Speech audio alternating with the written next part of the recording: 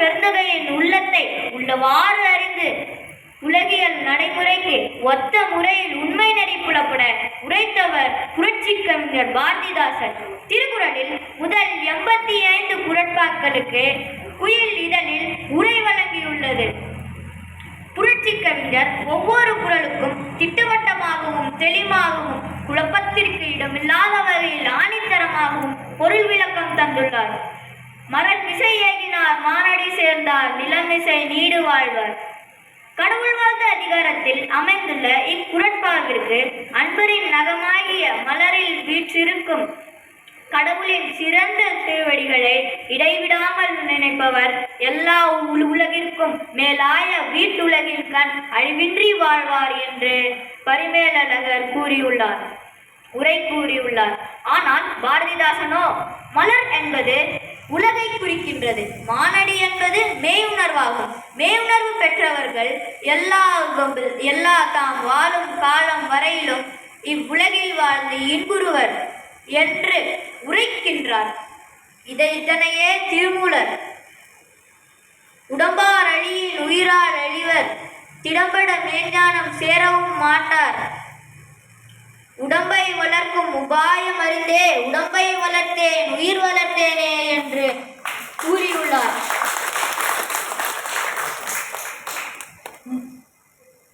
திருவள்ளுவரும் தவம் என்னும் அதிகாரத்தில் கூற்றும் குதித்தலும் கைகூடும் நோற்றலின் ஆற்றல் தலைப்பட்டவர்க்கு என்கிறார்.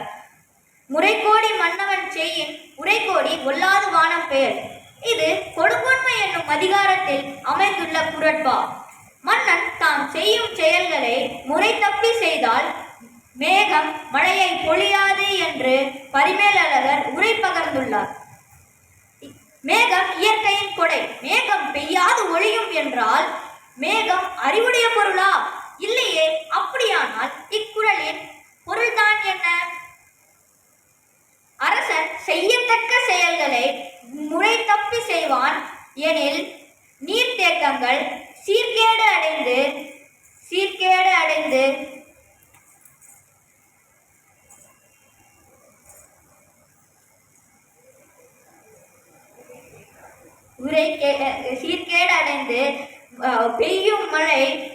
பெய்யும் மழை வானத்திலிருந்து பெய்யாது என்று கூறுகிறார்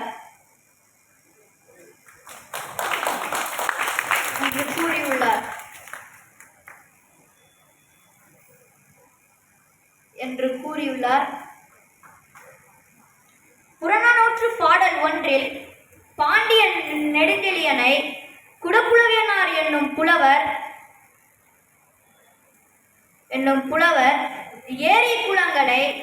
ஏரி குளங்களை மண்ணெடுத்து கரை உயர்த்தி நீர் தேங்குமாறு அவசியம் பற்றி கூறுகின்றார். இன்றும் தொண்டை நாட்டில் கிணற்றை உரை என்று கூறும் வழக்கம் உள்ளது.